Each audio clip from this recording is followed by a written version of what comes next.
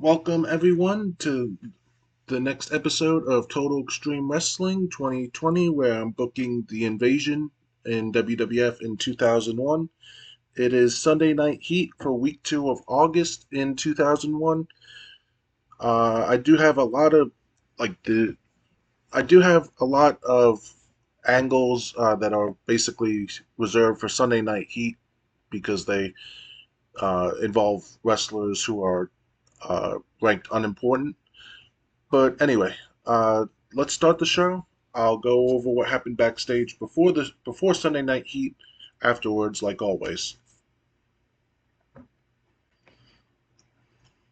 In a pre-show bout that had a decent reaction from the crowd but terrible wrestling, Terry defeated Molly Holly by pinfall. This got a 43. In a decent pre-show match, Test defeated Steve Blackman by pinfall with a pump handle slam. This got a 50. Not going to get those good ratings for the rest of the show. In an abysmal match, Charlie Haas defeated Rob Conway by submission with the Haas of Pain. This got a 9. Haas and Conway have good chemistry. Okay, but I'm probably going to get a lot of fans not having any investment in any of these wrestlers, but um, I'm just going to have to get through it because at least Heat I can display them and build them up uh, so they are one day better. One day they can show up on Raw and SmackDown without tanking the overall rating of the show. So Spanky is standing backstage. Spanky goes, I'm going to keep this short because I don't want to talk. I want to fight. Evan Courageous runs his mouth about me, but the only time he wants to take me on is when he has more backup than I do, or if he can attack me from behind. Evan, I want a match against you in that ring. I won't be surprised if you reject my challenge, but the only reason you would reject my challenge is if you don't think you can beat me in that ring in a fair fight. The one time we shared the ring together is when you turned your back on me and joined in on beating me down with your friends Gregory Helms and Shannon Moore. Are you going to meet me in that ring, or are you scared that you know you can't beat me? And it's got a 19. So Bruiser Mastino attacks Randy Orton backstage, leaving him down and out. This only got a 9. In an abysmal match, Nova defeated Rico by pinfall with the Flying Senton. This got a 12. So Yang is walking down the hallway as he comes across Funaki, who's stretching in the hallway. And Yang goes, So, son, just the man I wanted to see. Well, last week I made you an offer, and I wanted to know if you wanted to join me and WCW in this war against the WWF. So, are you joining Team WCW or staying with the WWF? And Funaki goes, Team WWF. So, Yang's smile disappears when Funaki says Team WWF, and Yang goes, You are going to regret that decision. I tried to warn you, but you will have to learn the hard way.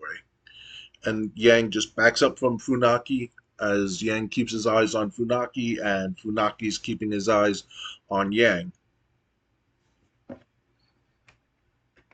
So this actually got a 23. So Jim Cornette is in his office when he is a knock on the door, and Jim goes, Come in. And Tommy Dreamer walks in. Jim goes, Tommy, what can I do for you? Dreamer goes, Next week, I want a match against Bull Buchanan. He jumped me backstage last week, and I want a chance to beat him in that ring. Jim goes, All right, then I will grant it. Next week, you will take on Bull Buchanan. What's written in here is different. It didn't really affect it because it's meant, whose names you put in. So that was I don't know how that happened. But this did get a 26. Dreamer's getting better at his gimmick. Okay, so this is what I can't believe the same thing was written for two different segments. But as you see, I did have the script of what was supposed to happen between Tommy Dreamer and Bull Buchanan, or Tommy Dreamer and Jim Cornette, rather. So this is the interview where Scott Hudson goes, "Please welcome my guest at this time, Jamie Noble." So Jamie Noble walks into the frame, and Scott goes, "Noble, we all saw what happened when you competed with Aguila last week, and he had to cheat to get the victory on you. What are your thoughts?" And Jamie Noble goes, "My thoughts? My thoughts is this isn't over. Aguila, you had a chance to prove that you were the better man, but what you proved is that you can't defeat me unless you can take a shortcut. You have proven nothing to me except that you are a cheating scumbag. I am challenging you to a rematch, and if we meet again, you will be able to get the victory by cheating. Aguila, if you got any balls, accept my challenge for a rematch." And this got a 22. So, in an abysmal match, Spike Dudley defeated Justin Sane by pinfall with an acid drop. This got a 16. Then Spike Dudley is celebrating his victory in the ring. D'Lo Brown runs in and beats Spike down, and this got a 14. Unfortunately, this lost Heat. So, the Heat got an 18. I think that's enough to keep uh, the Heat rating. Okay, nothing about what I wonder. I can't enter it, yeah, because I still got to do SmackDown before I can find out. All right. So, anyway, there were a couple things that happened before the show, as I said.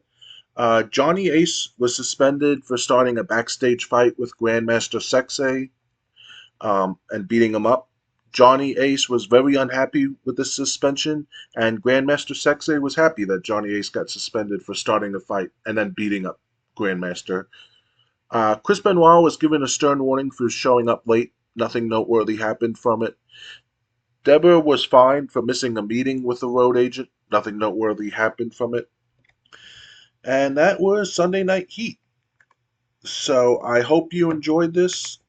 Um, the reason it's taking so long, it may be seem so long to get episodes out, is I just started using eBay again, so getting items uploaded to eBay in my online store, it's just taking a long time because I don't have a way to export them, and even the items I would export, I want to take better photos, or at least photos instead of using stock photos. So uh, on top of that and my full-time job, it's just really hard to get things done. But I am going to try to capitalize and get as many things done as I can on my days off. So anyway, I hope you enjoyed this episode of Sunday Night Heat. My next episode will be SmackDown for week 2 of August in 2001. Until then, peace out, everyone.